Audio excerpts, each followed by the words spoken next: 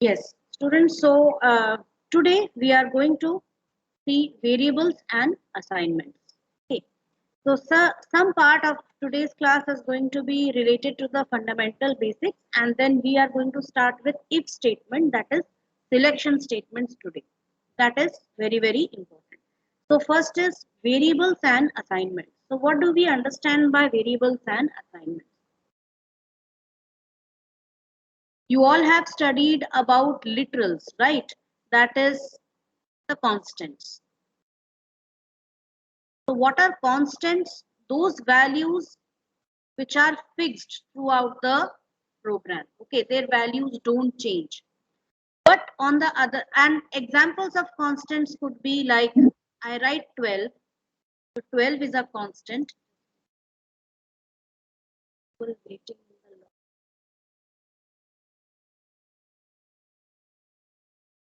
So like 12 is an integer value, okay, and its value is fixed. So this 12 will never change. You cannot make this 12 12 ही रहेगा, okay, कभी वो 13 नहीं बनेगा. Similarly, if you have floating point literals, these are floating point literals. Then you have complex number literals, Boolean literals, you have string literals. So these all are examples of literals, that is constants, right? On other hand, we have variables. What are variables? Values which change,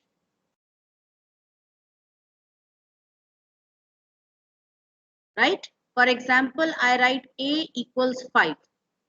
So currently what is happening in the memory, this is a. A is pointing to 5. This is how Python stores data. Okay. So A is pointing to 5. Next time when you write A equals A plus 1, that is you are adding 1 to the value of A, and that value will be assigned to A. So that 5 plus 1 will make 6. So now A will be pointing to 6 rather than 5. Understood that?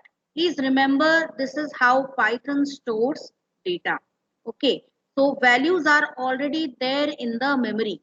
Already in Python, you have to understand that there are values starting from 0, 1, 2, 3, and so on. And n number of values are there. Floating point also, and your integer values also. Okay, and more about this we will be studying in the chapter data handling. So don't stress yourself too much on or delve deeper into it right now. We will be studying each and everything, but right now I'm just making you familiar with certain things, right? So any variable which is assigned a value, it simply is a label which points to that value, right? So these values stay in the memory wherever they are, and this label, or what we call as identifier, just points to that value, right? So a variable can change its value multiple times in a program.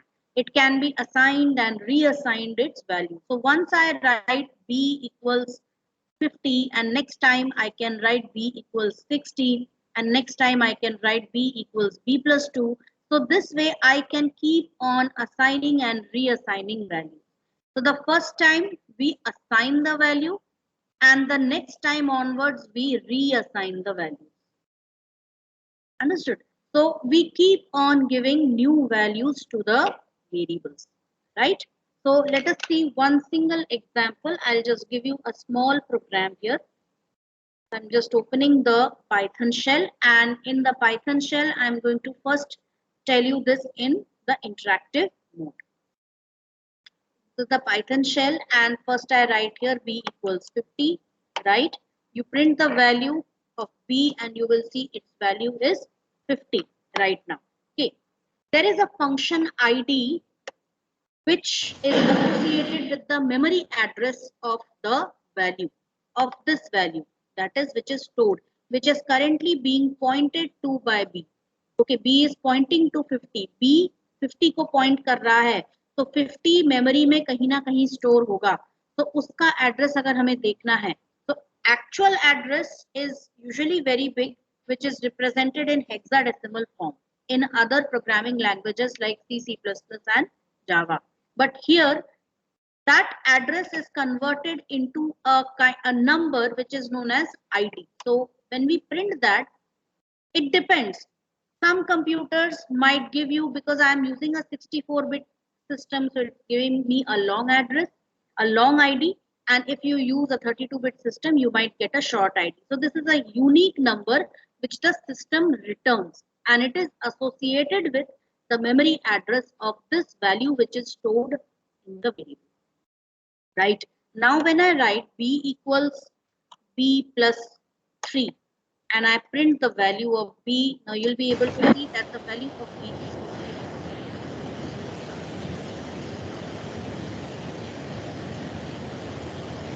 Please mute yourself.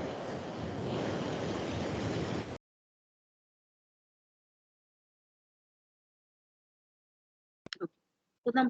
So you can see that the value of b is now 53. If I print the ID of b now, can you spot some difference between the two? You can see that these two values are a bit different. If you look at the last few digits, you will be seeing that this was 6528, this is 6624, right? So this is how the value is different. Got it? So students, this is how your values which are stored in the memory, they are pointed to by variables. And for that reason only, I'll be explaining one thing. Some data types are mutable and some are immutable. Right? What is mutability and immutability? So some data types are there. First of all, let me give you a complete idea about the various data types in Python. So you have firstly Python data type. It is basically divided into 5 types. Okay, numeric, none, sequence, sets, and mapping. Make a mental note of this: numeric, none, sequence, sets, and mapping. These are the 5 basic categories of data types in Python. Coming to numeric, you have 3 types: integer, float, and complex. An integer has a subtype, that is Boolean. So this is the now the explanation which I have given you. It's the same for literals, because literals are also values and variables are also going to store values in them. Okay, so the explanation is the same, right? But in this particular lecture, I am only going to tell you that what are the different categories or what is the classification of data types in Python. So here you can see numeric, and it is divided into these many subtypes. None is a special data type which doesn't have any subtypes. Okay, none basically means absence of a value or an invalid value, right? Absence of a valid value in a variable. If you want to, because if even if you are specifying 0 or if you are specifying an empty string, they both are valid values. 0 is still a value. Okay, so that is why if you really want to specify that a variable contains nothing, that nothing is represented by none. Okay, or it is also known as an empty value. Coming to the next, that is sequence. Sequence are strings, list, tuple. Got it? These are sequences. Then you have a separate one, that is sets, and sets don't have any subtypes. And you have mapping, that is dictionary. So this is the complete data type classification in Python, right? You already know what are strings. You have got a small idea about list and tuple. Now I'm going to tell you which all data types are mutable and which are immutable. So for that I'm going to use a blue pen here. Numeric, the whole numeric data type is immutable. That means integer, float, complex, boolean, they all are immutable data types. None, of course, doesn't come into this category. It is neither mutable nor immutable. Sequence, strings are immutable. So I'm writing IM for that. For immutable, I'm writing IM, and for mutable, I'm writing M. Lists are mutable for a change, and tuples are immutable. Sets are mutable, okay, and mapping or dictionaries are also mutable, right? So these are the data types, and you can see how they are divided. Some data types are mutable, some are immutable.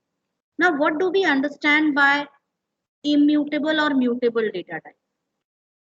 When I talk about mutable data type, it means the values of variables, they can change in place. Like for example, list. So this list mutability we will study when we study lists in detail. Lists normally contain the values, and it's like this: list L equals 1, 2, 3. Suppose, let me give you an example practically here. I am creating a list of numbers, okay, and that is I have created a list, and the list is number. Now in this, if I want, I can replace any value. Now if you type numbers, you can see I had written numbers 2 equals 88. 2 means the index 2. How will you understand? Because it is like this: 0, 1, 2.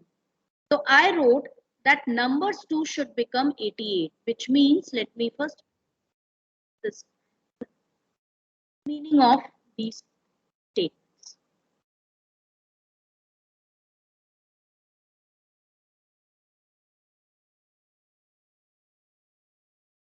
So here, firstly, we are going to number these values, index these values: 0, 1, 2, 3, and 4. And I say numbers 2 equals 88. That is, assign the value 88 and replace this value 30 by 88. And after it is done, you can see that the value changes. But the value changes over here only in place, right? So that is why this data type is mutable data type. But you will understand this more when we study lists in detail. Same way with dictionary also, same way with sets also, right? But when you talk about immutability, so what is immutability? Let us start with a simple integer value like a equals 50. So in the memory, first of all, 50 is stored, okay, and a is pointing to this 50. Next time when I change this and write a equals 60, then a will be now pointing to 60 and it will stop pointing to 50. Got it? So the meaning is, in this case, in case of lists, the ID of list, that is the address of list, just doesn't change. If you want to see it, you can see it here. Wait a second. If I write the ID of numbers right now, you can see the ID is this.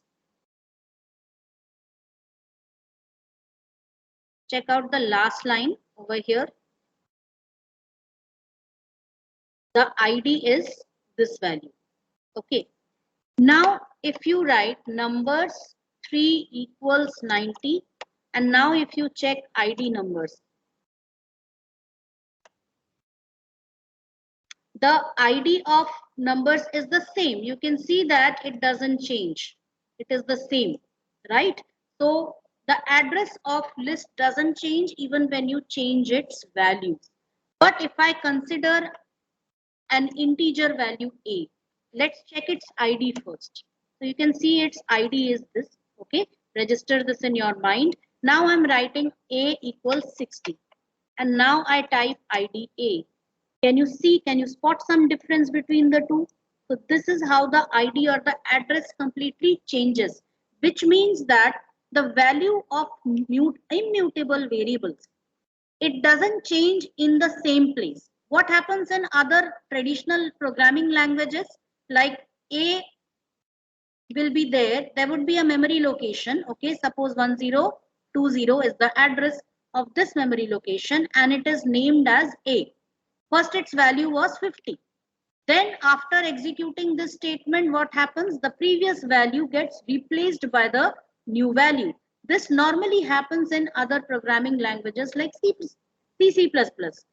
But in Python, this doesn't take place because this is the way in which Python handles these values, right?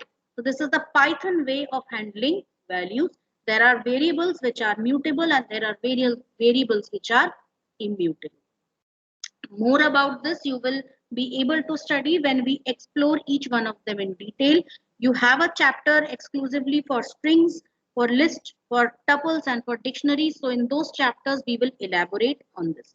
So for the time being, only this much knowledge is sufficient for you, that some variables are mutable, that is which can change their values in place, and some variables are immutable which cannot change values in place. They will change values nonetheless, but not in the same place. They will be pointing to different locations every time, right? Okay. Coming to the next, variables and assignments. So now everybody look at this particular code which I am going to type. Okay. So here I am just typing something like B equals A plus C. To see a error message over here, that is name C is not defined. A is defined. I have already given the value to A, which is 60. And B need not be defined because B's value will be defined by this sum of A and C. But C is not defined. What do you understand by that? The meaning is C doesn't, okay, first, can anybody take any guesses on this? Why we are getting this error over here? Because C is a variable which doesn't have a value assigned to it. One second. First, Agni, you say, then I'll give Khushi the chance. Yes, ma'am, because C is a variable which doesn't have any value assigned to it. So, ma'am, it doesn't occupy any place in the memory right now. So that is why it's showing error. Okay, so that was your answer. Let us hear the other one. Yes, Khushi? Who Yes, was saying? ma'am. Yes. Yes, ma'am. Same as Agni said that the C's value is not defined. That's why. Yes, the value of C is not defined means I have not given any value to C. I have not assigned any value to C. So this statement B equals A plus C will become valid only when a value is given to C. That is, before the statement is executed, I have to make sure that A has a certain value and C also has a certain value. Right. Now this value can either be assigned or it can be asked from the user also. A value. Got it? So whether you are asking the value from the user or you are assigning a value, there should be an assignment. And this is the assignment operator, students. Please note it. This is assignment operator. An assignment operator means it will assign the value of R value, that is, it will assign R value to the L value. R value is what lies towards the right hand side of assignment sign and L value is what lies towards the left hand side of the assignment. So here it will always be like this. When I say L value equals R value, So R value can either be an identifier or it can be an expression or it can be a literal. But L value will always be an identifier. Make a mental note of this part, that L value will always be an identifier, but R value can be one out of these three: identifier, expression, or literal. And as an example, let us see the first one, that is identifier. So if I say that L value is there, like A equals B, I can write provided B has been assigned some value before. ये वाला statement पहले आना चाहिए, B में कुछ ना कुछ value होना चाहिए in order to assign it to A. Even if you write B equals none, this is also correct because that none will get assigned to A. लेकिन खाली नहीं होना चाहिए. It should not be like B is undefined in the memory somewhere, right? B बना ही नहीं है. It's just like, for example, tea has to be served, but the tea is not ready. What will you serve? Understood that? So take it in that way. Second is this one, that is expression. So if I consider the second example, A equals B plus C divided by 2. This is an arithmetic expression. So any expression we can have. So this is an expression which we are assigning. So first of all, this expression will be solved, and here also you have to make sure that B and C have certain values in order to be used in this expression, which will be solved and the value will be assigned to A. So if suppose C is 2 and B is 5. So here answer is going to be 2 divided by 2, which will give you what? 1. Okay, and the value will be 6, and 6 will be assigned to A. Understood? And the third one is literal. So when you say third one, so A equals 5. 5 is a literal.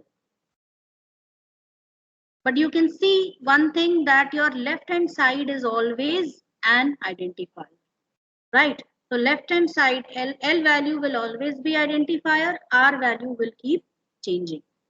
Is that clear to everyone? Yes, ma'am. Okay. Next is creating a variable. We have already seen how to create a variable. In Python, creating a variable is very easy because Python follows something known as dynamic typing. Please make a note of this particular term. Okay, dynamic typing. As opposed or as unlike other programming languages, other traditional programming languages which follow static typing. Which are those languages? C, C++, Java, even BASIC. These are all programming languages which follow static typing. That is, in such languages, I'll just give you a comparative study. In order to use a variable, you need to declare it first. Can you see this? You need to first declare a variable that you are going to use a variable named A in your program whose data type is integer. And then you assign value to it. That means in the memory, first of all, during compilation of the program, this memory area would be allocated. It would be assigned the name A and the value 50 will be stored. But Python doesn't follow this static typing because firstly it is not a compiled language, it is an interpreted language and it is a scripting language. So it follows dynamic typing. That is, directly there is no need to specify the data type of a variable. Simply you assign a value, and when the program is executed, Python automatically detects the data type. It sees that this is a digit or a number without any decimal point. So it will directly assign the data type to it, that is integer. If suppose Python sees that you are giving a value like this, so automatically the data type of B would become what? Float. So Python automatically figures out the data types of variables by the value which is being assigned to that. directly during runtime. When the runtime means that phase of a program after it has been converted into machine language, जहाँ पे वो run हो रहा है, execute हो रहा है, so as to give us the result. You have seen in that chapter, Insight into Program Execution, that before a program is executed, it needs to be converted or translated. And there are two methods for that, compilation and interpretation. So compilation is a very lengthy procedure with all phases of it. Entire program is checked for errors, it is converted into object code, then it is converted into machine code, okay, and it becomes a fully functional executable program. So वो executable program जब run होता है, when it is executed by the processor at that time, that is known as runtime. And in Python also, so in other programming languages which follow static typing, this data type assignment takes place during compilation time, not during execution. But in Python, this thing takes place directly during execution of a program. Hence, it is known as dynamic typing. Okay. So creating a variable, we have already seen how you create a variable in Python simply by assigning a value to it. You simply write like this, a equals 50, and the value is assigned. So this means you are defining a variable, you are assigning a value to a variable. When I say something that assign a value to a variable, तो फट से आपको ये समझ जाना चाहिए that some value will be assigned to the variable, right? And this also means variable definition. Variable definition means assigning a value to a variable so that it occupies or it points to a valid location in the memory, such that next time when you want to use the value of that variable, you won't get any error, right? So this is variable definition or creating a variable. I already explained how Python handles the variables. Let's see some other things, that is multiple assignments. Now what are multiple assignments? Assigning some value to multiple variables. So first we will see this. How do you assign multiple values to variables? Same value to multiple variables. So it is like this. Suppose I want to assign the value 0 to A, B, and C. Or let's take X, Y, and Z. Okay. So X equals Y equals Z equals 0. If you now print the value of all the three, the values of all the three is 0. Why? Because look at this statement first.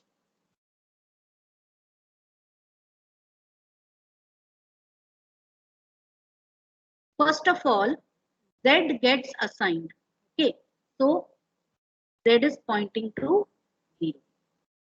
After that, you can see here Y equals Z. Now, what is the value of Z? It is already 0. So Y is equal to 0 now. So now Y is also pointing to the 0. Okay, and then you have X equals Y. Now because Y's value is already 0, so X will also be 0. So this is multiple assignment.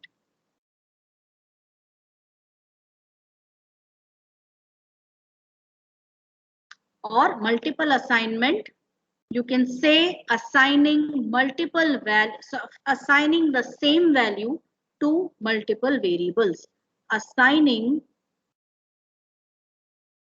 same value to multiple variables.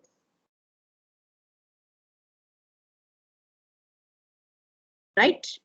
Second one is assigning multiple values to multiple variables. How to do that? Now over here I am taking three other variables, num1, or I am taking three subjects and I want to assign marks to the three subjects. So I am taking English, Hindi, and Math, and I am assigning them these following values. 65, 45 and 75. Okay. So what do you think? Which value goes into what? Here you need to just. Ma'am, English, in English 65. Yes. Hindi Ma'am, 40. ma'am, Hindi 45, Hindi Math 45, Yes. 75. Maths And 75. math 75. Very good. So in the memory, it will be like this. 65 is there, 45 is there, 75 is there. Python automatically keeps creating these values. Okay. So you don't have to worry about that. And when you are assigning the values, it is like this. So all the three values, all the three integer values, they are assigned to multiple variables in this way. Right? A simple swapping program everybody has done, right? Where I told you to use a third variable, C equals A equals B equals C. हमने ये किया था, and the one without using third variable also you might all have done that. I am assuming that you have done because some students have shown me also. So now over here in Python, this is very, very easy. Why I gave you that swapping program? Because if someday you want to switch to some other programming language, you won't find the exclusive Python way of doing it. Because in Python, things are very easy. I have two values here. I'm just printing the values of X and Y. They both are 0. Let me assign some value to it. X is 50 and I can use multiple assignment here. X will be 50 and Y will be, let me take it as 64. Okay. So X is 50 and Y is 64. You want to swap their values? Simply write X comma Y equals Y comma. And now if you print the values. What is the value of X? Now X becomes 64 and Y becomes 50. A simple one-line program, which you wasted 2-3 lines of code in another programming language, only one line. But remember, this is an exclusive Python way only. So if you want to stick to Python for the rest of your life, it is fine, no problem. But as a programmer, your company might want to experiment with other programming languages also. And if you are only familiar with the Python way and you cannot do the same program using the traditional way, then you can know your demand will be affected in the company. So the thing is, you need to know all the ways, the hard way also and the easy way, right? Although Python is currently very, very popular, but we never know in the next 10 years, 20 years, something else might crop up. And things are going to get simpler only. So you don't have to worry much about that. Only thing you should know the things. Like if there is a C++ developer, it's easy for him to learn any other language. Like if you learn the hard way, easy way is piece of cake for you. But if you only stick to the easy way, then it would be very difficult to migrate to a difficult way if any situation arises as such, right? So you have to be prepared with everything, right? So this is what we were talking about. Assigning same value to multiple variables and assigning multiple values to multiple variables. Variable definition we have seen, dynamic typing we have seen, type function to check data type of a variable. Now, how to check the data type of a variable? Let us first create a few values, some variables, right? Like num1 is, let me take 103. Let me take my name as, I did a mistake. Can anybody tell me what was the mistake? You did not use Ma'am, there's Ma'am, you semicolons. didn't semicolons. Semicolons. Semicolon. Who says semicolon? Ma'am, double quote, ma'am, double quote. Double quotes, yes. Yes, ma'am, double quote. The person who said semicolon will be singing a song for us.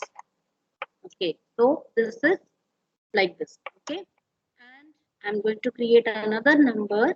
Say f is equals to, which is a complex number, 8 plus 9j. Okay, and I'm going to create another value, flag status equals false. and let's check out their data type. So for checking their data type, you use the type function. Type status. It gives class bool, that is, it's a boolean value. Type f, complex. Type my name is string str. Type num1, integer. Okay, you can also write type 45.6 float, right? So if you check out uh, if you use the type function, it will return the data type of a particular variable. That is, what type of a data is that variable pointing to. Simple input and output. We have already seen print statement and input statement, right? One more thing I'm going to explain today to you all using the input function. So let me open a new window using Control N, and the first step, Control S for save. Even till date, I have seen students not developing a habit of saving their programs or organizing their programs.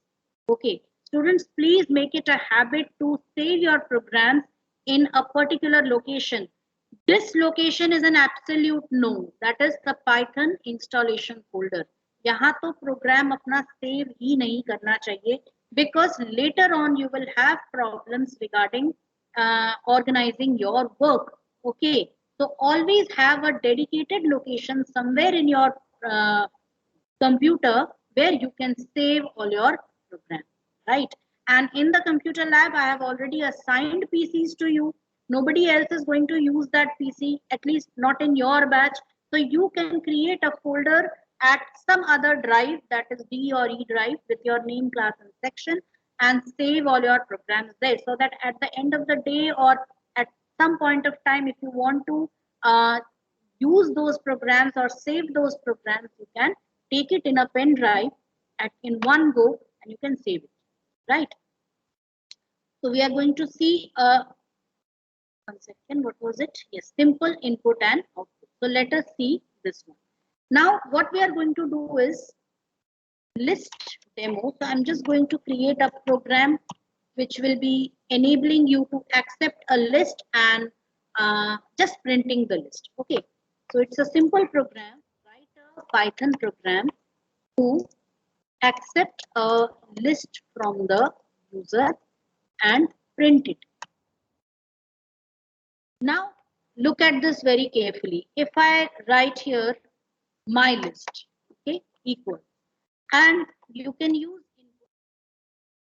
enter a list, right? Enter a list, print my list, and also print data type of my list. Let's run the program and see the answer.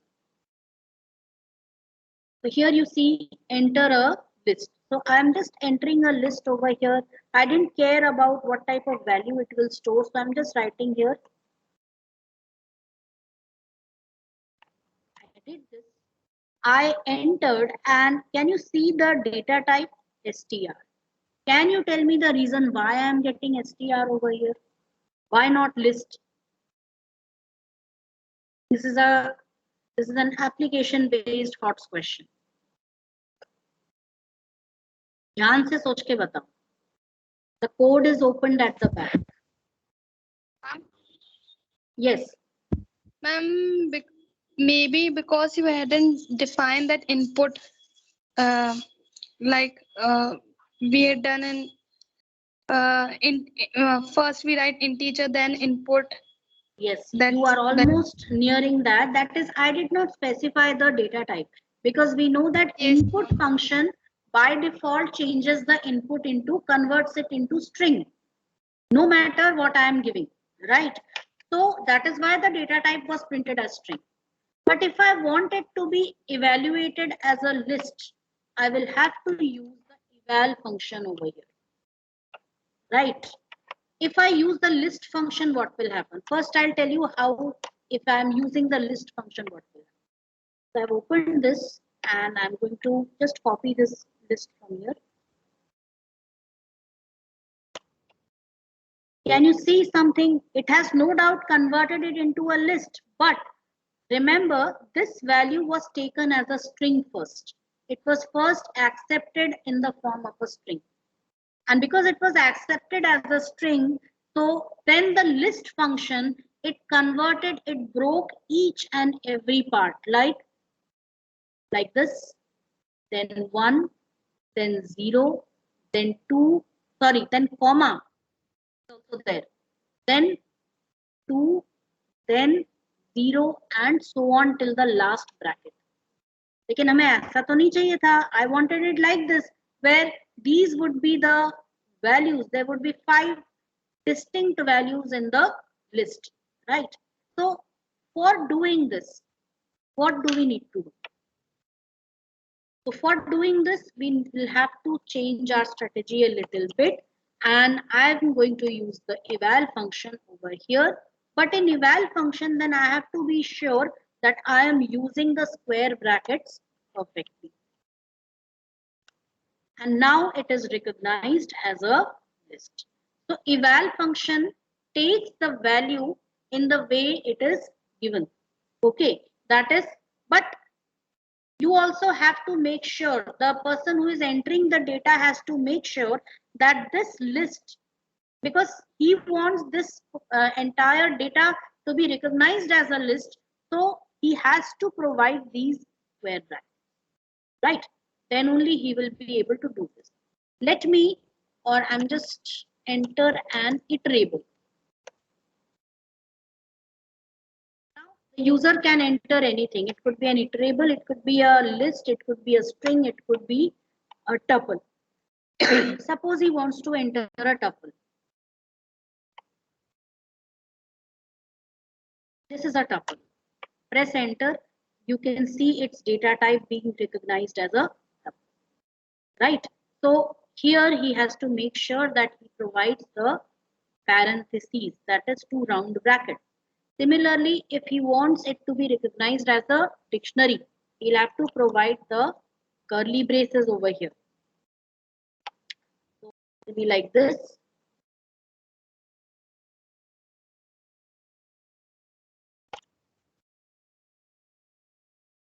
Press enter, and now you can see 1, 2, 3, and its data type is dictionary. Got it? So this is how he has to enter the data into Python. Is it clear? Using the eval function. Now one more thing is there for printing. When you have to print the data. Now you have studied the simple print function, which only takes one prompt. That is, I write here simply print hello world, and the data is printed. It will print hello world on the screen, right? Suppose I need to, now let us understand this with a code. So I'm going to write a simple code over here. I'm going to assign a few values first. I'm going to take 1 more minute for explaining this. Okay, and I write here print A, print B, and print C. Save it and run it, and you can see that all the 3 values are printed on a separate line, right? What if I want 3 different print statements and I want to print all of them on the same line? I could have done it the other way, that is print A, comma B, comma C, but I want to print everything on a I want to write 3 different statements like this, but still print the values on a same line. So for this purpose, every print statement has the print function takes in an argument. Okay, that is, I'm writing here A, and it takes an argument end. By default, the value of n is what? It is /r/n.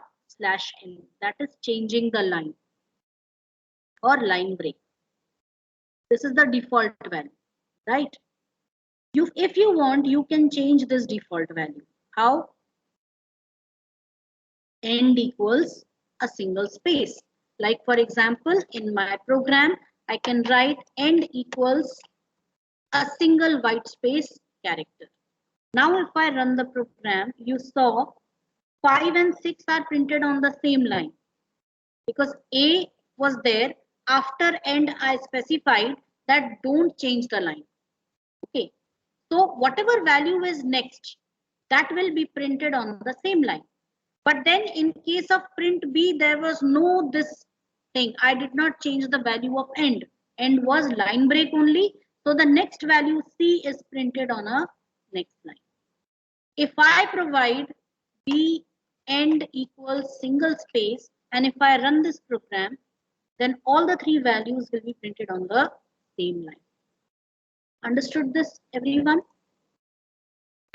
Yes, ma'am. Keeping it till here, and we'll rejoin at 11 a.m. today. Okay, for half an hour only. I won't take even 1 minute extra other than 11:30.